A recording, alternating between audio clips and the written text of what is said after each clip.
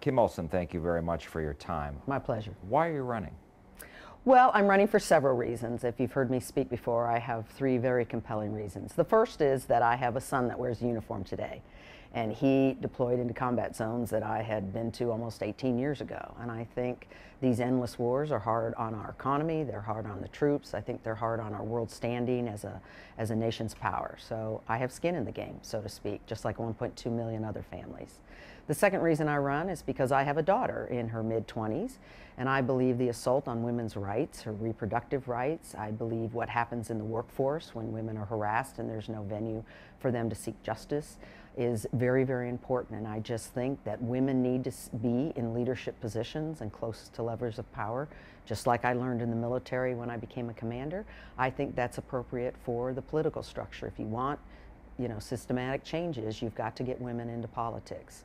And then the third reason I run is because I have a one-year-old grandson, and I am all colonel all the time, except for when I'm with this little baby.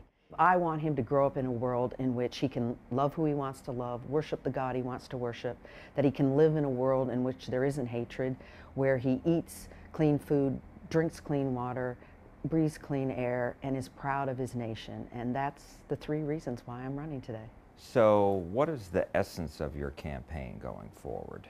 I think the essence of the campaign is who you are as a candidate and what you've been pretty much your whole life. And for me, it's been about service before self. As you know, I spent 28 years in uniformed service serving both the United States Air Force in the first generation of female pilots, retired as a colonel, and then served again in the Texas State Guard as a colonel in both the IT and the HR department, helping Texas families in man-made and natural disasters. And then I went into education, sitting both on a school board and right here in Dallas ISD as their head HR. But I found that after we've been in combat for almost 18 years, we had men and women who were coming back that didn't have the safety nets they needed to reintegrate back into civilian life. And so I helped with an organization called Grace After Fire, which worked with about 6,000 families across this great state, helping them get back into the civilian life, get them jobs, get them back up on their feet, and help them repair from the human heartbreak that is war. So it's about service, and it's about putting your constituents, your mission, the people you represent before your personal gains. So let me ask you this. How does your service in the military, both federally and in the state, help you to become a member of Congress? Well, to become a member of Congress, there's two things, Jack, that we have to do. One is you have to run a campaign. And in running a campaign, it has to have discipline. Of course, you learn a lot of things about discipline in the military. Second, you have a mission, which is to reach voters, to get your message out, to get voters to be excited about going to the polls, because you don't win if people don't vote. And the third is to take all those ideas from your constituents and represent them in Congress. So it's about building the campaign first, and I would offer to you that military experience is probably the best proving grounds to raise leaders and to raise people who put mission before themselves. So that's number one. Number two is once you get to Congress, and you can imagine working in international environments. When I was doing the combat air war in Bosnia, we had to work with 86 different nationalities and 86 different squadrons to make that deployment go. And so having to work with different people from different backgrounds, that's what Congress is going to look like with its 400 plus people in there. And I tell a quick story of being up in DC, and someone stopped me on the street and said, "I cannot wait for you to get here in Congress so I can work with you." And I looked at him and I knew he was a Republican. I said, "You know, I'm a Dem." And he said, "I know. But we're so polarized here that nobody can get anything done. So it's nice when you have freshmen who come in, and the only way you get language out of committee is you find somebody on the other side of the aisle to help co-sponsor it, and then you can take it to the main floor." And he said, "I can't wait to work with people that understand what it's like to work with people with different ideas." So I think the military opens that up to you. And the last thing is, I think the military still has, to this day, even after almost 2 decades of war, one of the best approval ratings of any system that we have in our country. So you've got, I think, 4 other Democrats running, maybe more. 5. 5, okay. It's a 6-pack. Yes. So I'm curious, what makes you somebody voters should trust and select over your challengers? Well, I think 3 reasons. One is a proven track record. I have a track record and a resume that's pretty deep in leadership positions, in working in male-dominated arenas for one, in putting service before myself. I think that's a compelling story in its own right. I think having been retired as a colonel and doing the things that are demanded of you in the military, like I said, I've been to combat, come back, I've helped veterans, I've helped folks. Like I talked about before, when you're in leadership positions in the military, you are constantly training your replacement. So I think my resume speaks to a person who has leadership skill sets in her own right. The second reason I believe, which is compelling whether we like it or not, is the fact that it takes money to run, and we are nearly at $1 million raised. And what raising money says to the electorate is this, is number one, that people believe in you. I mean, Texas used to be the ATM for the rest of the races across the country, and for the first time, people are actually looking at Texas and pulling money into our state. You can't swing a dead cat today, Jack, without hitting a presidential candidate that's coming through our state, and we used to be the flyover state for them. So it's important to be viable within this race, because we still got to win it. It's a 50-50, it's a toss-up according to Cook, Politico, you know, Crystal Ball, and 538. So you still have to be the viable candidate when you go into the general. And the last thing is that I've had about 15,000 individual contributions and an average rate of about $53. So this is a grassroots movement at the ground with hundreds of volunteers, and I'll finish out with this. We've knocked 38,000 doors and expanded the electorate by about 10,000. So not only are we raising money so that we can get our message to voters, we are bringing more voters into this spectrum, because in the end I say, the only time in this nation really that you are equal with every single other person in this country is when you go into the voting booth and you put your X on somebody's ballot. Why do you believe a Democrat can win this race? Well, there's several reasons. One is because the demographics have changed, and again, fact checks me on this. We've had about 90,000 people move into North Texas, so the population has expanded, and where those folks have come from have been, you know, Washington and California. So they say that out of every 500 people who move into this state every day, 400 of them tend to lean to the Democratic side of the House. So that's number one. Number two is, I think the district has been gerrymandered. It was gerrymandered for Kenny Marchant when he ran and won in 10. And again, we've gone from a 33-point spread between an R&D now to a 3-point. And Beto won this district. He won it last year at 3.5 points. Justin Nelson won it at 1 point, and of course, you know, I ran for ag last cycle, and I came within 1 point, about 5,000 votes of winning it. So I think the trend is there, and I think the demand for having someone who is visible, who's out there and is representing their constituents is what this district wants and needs. And we've just had a ghost representative for the last 4 cycles, and folks want to see their representative, and I'm very much a woman of the street. So what are your top 3 priorities if elected? Well, now my top 3 of priorities are the constituents' top 3 priorities, and what our polls show and what folks tell me. And again, I'm on the phone talking to hundreds of people just in our district and across the nation, and they kind of echo the same thing. And the first big thing they say is they want a government that works for them. This polarization of our government right now, in which we can get nothing done, is very disturbing, and I think it's very, very dangerous for our democracy. If we want this democracy in this great nation of ours to survive, we have to have leaders that are willing to collaborate and willing to, console with one another and get stuff done for the greater good versus their own political career. So that's number one. Number two, healthcare is a big issue, and whether we do, Medicare for all, we step it up, we expand Medicare, we bring in more people into the ACA, but we are a rich enough country that everybody in this nation should have access to quality, affordable medical care, full stop. And believe it or not, within this state, people want some kind of gun reform. And whether that's the red flag laws, whether it is closing, the gap on private gun sales, and that everybody should get a background check before they're allowed to have a firearm. And then the final thing is, especially for the youth, is our environment. North Texas has one of the highest asthma rates in the whole state, and we have got to do something about the environment. And I believe, as a military person, if you will slide climate reform underneath the appropriations for the Defense Department, that you can find money to do big things around our environment. And the reason I say that is because when you have floods, when you have famine, when you have pestilence and plague, you disturb the global economy and you disturb the security of different nations, and that becomes a military issue for us. So let's go and break down what you said as far as, let's just stay on the environment. Do you support the Green New Deal? Well, the Green New Deal is a list of good principles of things that we could shoot for, but it's not a plan to get there. You have to do very pragmatic things, and I'll offer you this, Jack.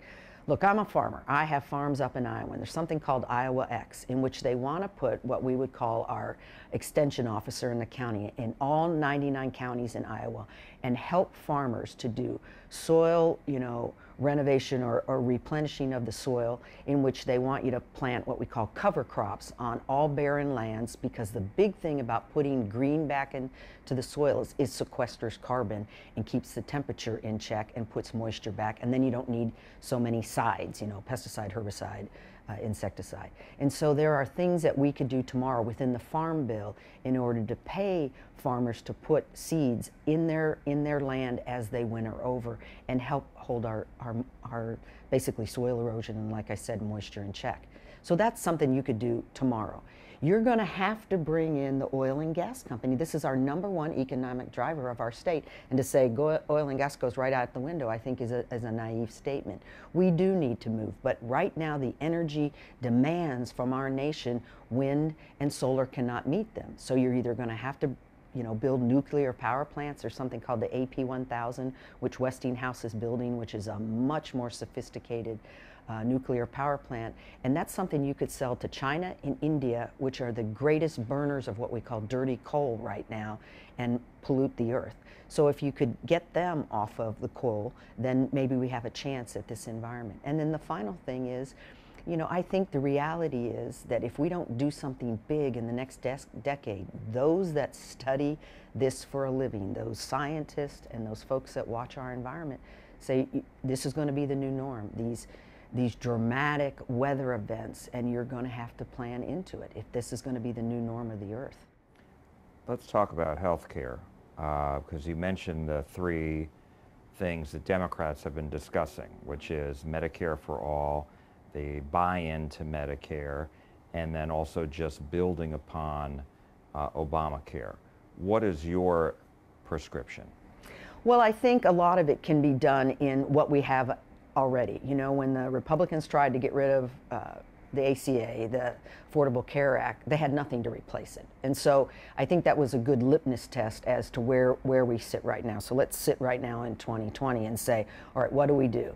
Well, in Texas alone, we have 5 million folks without medical care of any kind. We are one of the worst, 48th in the nation for that, which is unfair. We have a large population, but still, we have the highest mortality rate. We look like a third world country down here, which is just insane for as rich as our great state is. So there's options. You could take Medicare, you could expand it down to 55. Some would push back on that, but that would bring healthier adults into the system, and you would get to them before they get to 65, in which they would be much more expensive as a patient, because if you don't get in front of issues like diabetes, issues around things that have long-term effect, high blood pressure, high cholesterol, all the things that cost so much at the back end than to maintain. If you could get to folks at 55, maybe they wouldn't be so expensive at 65 if you did preventive care. I'm a big one that nutrition is so important, yet within our medical systems, we don't teach that. It's an elective for most doctors, but food is medicine. If you eat junk food your whole life, you're going to be sick. And right now within our system, again, because I ran for ag, I know a lot about this lane, is that 1 in every 3 kids in our country is on a fast track to type 2 diabetes before they ever get out of high school.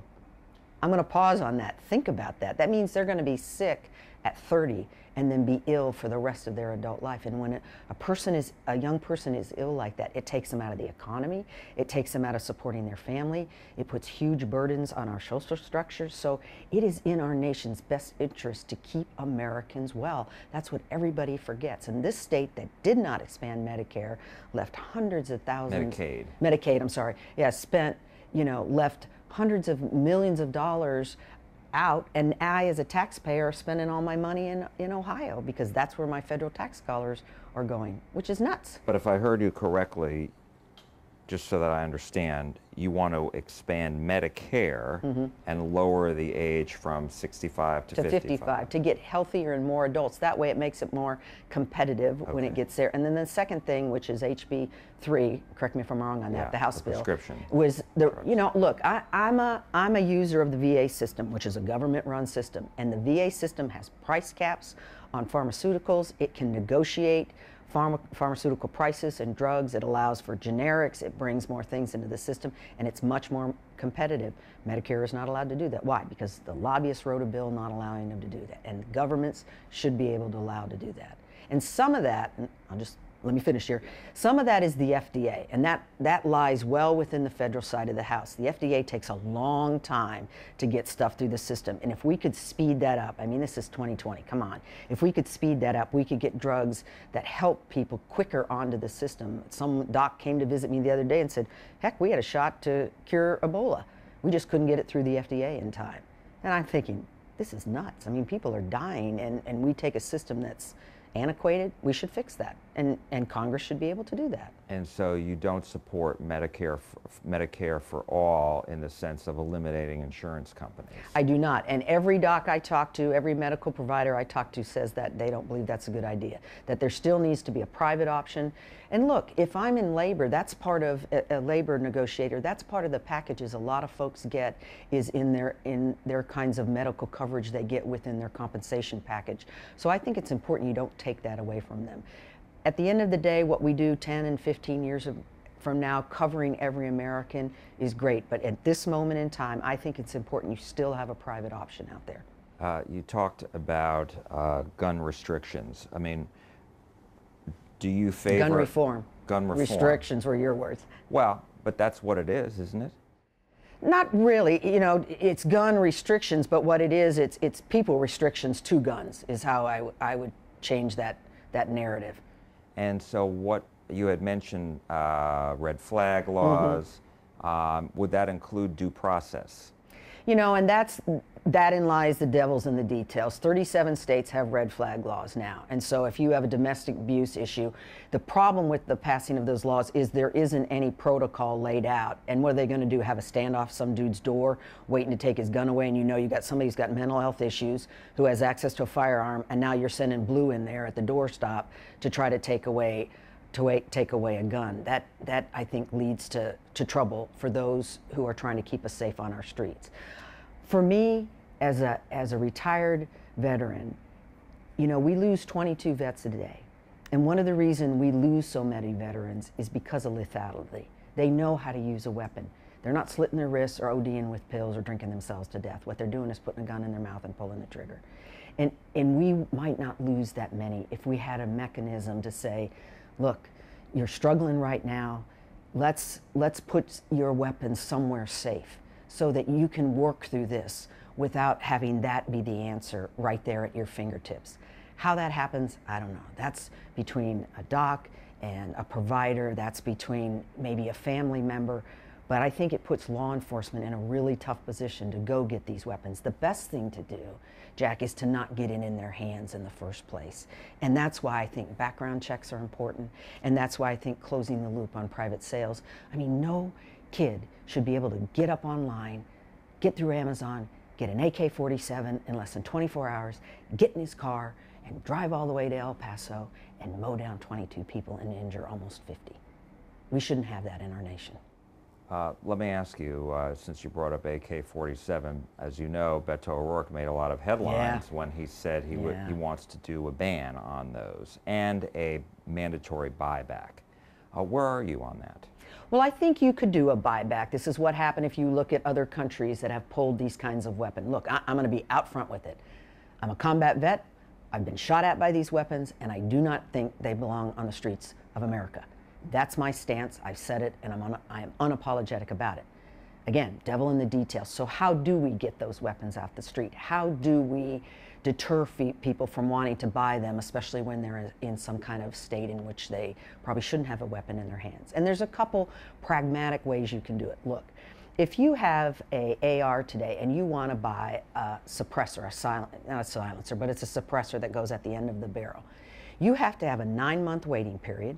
It costs you about $10,000. You have to register it, and nobody can inherit it. You cannot sell it. It has to be put in a trust, and at any time the government can come get it. That's our rule that's on the books.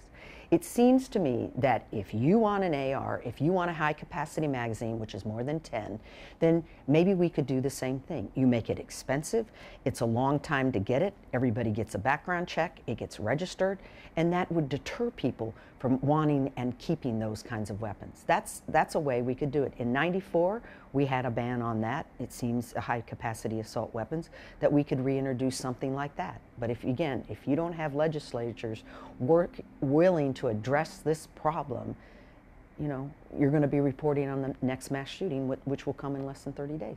It's just the way we are as a nation right now. You also talk on your website about the need for comprehensive and compassionate immigration reform. Yes. What does that mean? Well, I think we can split the immigration discussion into 2 points. The first is around, we are in TX24, one of the fastest growing districts. We have high end, most folks go to high school, high college. Our average house sits about $247,000 is the average cost of our home. We are a business focused district, highly impacted. And when you talk to small business owners, this is what they say. Look, we need immigration reform in order to have economic growth within our district. And by that I mean we need to have comprehensive immigration reform around undocumented workers.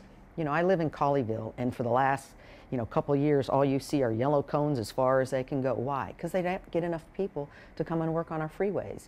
Houses sit idle for a while, go down to Houston. Why? They don't have workers to fix their homes and build them. I mean, we need immigrants to come in and do work both on high-end and unskilled labor. But I would say building a home is a skilled labor. But I'm just saying, if you want economic growth in our nation, you have to have some kind of work visa and accelerate this program that we have. How that looks like, I don't know, smarter people than I around immigration, but that has to happen if America wants to sustain her economic growth, and especially TX24. So that's what I hear from this side. The other side of the spectrum is what we see at the border, in which, Jack, if your family was under assault, if your kids were being threatened, you might pick them up and move them out of Texas if that's the way it was. You might not stop in Oklahoma, but you'd sure go up to Kansas. Because no family wants to stay and live in an environment where the next day you threaten death every day. So these people make this journey to their one shot for themselves and their families. And I would offer that we would do it too. It seems to me, if you want to stop immigration, and again, seeking asylum is not a crime. And if you don't want folks making this tremendous trek to try to save their families and their lives, then get down into the countries that are causing this kind of fleeing. And by that I mean we should invest in Central America. Well, we do, don't we? Well, not enough, and here's why. USDA took a tremendous budget cut. The State Department has half of its billets not filled. No, we don't. We spent $4 trillion on endless wars. What could we have done with that? Not just in this nation, but in nations around the world. And you know what? Here's the last thing, Jack. I want to be the country that people will risk it all to come to. I don't want to be the country that they're fleeing from. And I think us being able to accept immigrants, able to, have them assimilate into our society and make our society good is good for us as a country. Unless you're a Native American, all of us have been immigrants. And yeah, I hear we all came in the right way, whatever that was. But the point is... Well, legally. Legally. But the point is, one, we make it so hard to do it illegally that then you push people to come in legal. And the second is, we haven't had immigration reform in this country in a long time. And it's just time we do it. With regard to people here illegally, do you believe in giving them a path to citizenship? There should be a path to citizens. Yes, I want folks. In our Air Force, in our military, if you join the military as an international, you have a pathway to citizenship. Well, if they came and became a doctor, we need doctors. We need nurses for long times. We had to, when I was at Dallas ISD, we had to hire folks from outside of the state and the country because we didn't have enough bilingual people to service the children that were within our school systems. So yes, we can always use skill sets within our country. And the Dreamers. So much has been discussed about the Dreamers, and yet nothing has happened. Nothing has been done, yeah. What is your solution? Well, I think we need to pass the Dreamers Act. We just do. And just These are, I mean, what is it? Again, check me on this. 75% of them are in college. They've got degrees. They're working. They're contributing to our society. They're paying taxes. I just think, you know, it is not their fault. Children don't get to choose where they're born or what their parents do with them, and to punish them because their parents wanted for them a better life, I think this is not who we are. And most Americans agree with that. And your position on an expanded border wall? I'm not a border wall fan. I went down, when I was running for ag commissioner, went down into Webb County and walked along, and it's almost unrealistic what the Rio Grande looks like. And one of the ranchers down there was telling me that he would have to give up 7 miles of his ranch. And it's a 40,000 acre ranch. He'd have to give up like 30,000 acres because the border would have to come in 7 miles, so he would lose it. That means we're acquiescing, if you will, land back to Mexico, because guess what? They're going to migrate right to the wall. And then if you see some of the things on the net where ladders work, tunnels work, I mean, they're going to find a way around, and not everybody's coming across the border. They come in different ways into our nation. So, I don't know. I'm not a big wall. Look, China had a wall, you know. Britain had a wall. It becomes something to see, I think, later on in life. So, no, I'm not an advocate for it. Last question. As you know, the impeachment process is over with now. Thank God. The president was acquitted by the Senate. And so now what? Now it's 2020. You know, you let the process work. The founders set up checks and balances. You hope from a Democratic point of view, and our experience of 244 years of this democracy, that the check and balances that were there will work. The process worked what it did, but at the end of the day, like I talked about earlier, Jack, Americans have to vote. And this is the one time we get our say that is equal with all other folks across this entire land. And in November, people will go to the ballots and they will decide as a nation whether that is the kind of leader that we want for the next 4 years, or if we want something different, that America stands for things that are different than are being said today. And by that, and I'll expand on it, do we want to be the country that draws together and holds our people and is proud of the melting pot that we are? Or do we want to be the nation that is going to love the fact that we're now divisive, that rhetoric around hatred is accepted? You know, this is the choice America gets to make. Do we want to be the nation that is the peacemakers of the world versus the constant perpetuators of war? Just because you can go to war doesn't mean you should. Do we want to be the economic engine that is America, that brings people together because we're all in this together economically? And to your point, do we want to be the nation that leads in helping us as humanity survive on this planet? Because when tsunamis come, when tornadoes blow through, nobody cares what party you're with, because we're all impacted by what is happening on our earth. And America could lead in that regard by coming back into the Paris Accord and be the nation that she's been, which is the world powerhouse. Kim Olson, thank you so much. Thank you, Jack. I sure appreciate you. Appreciate your time. Take care.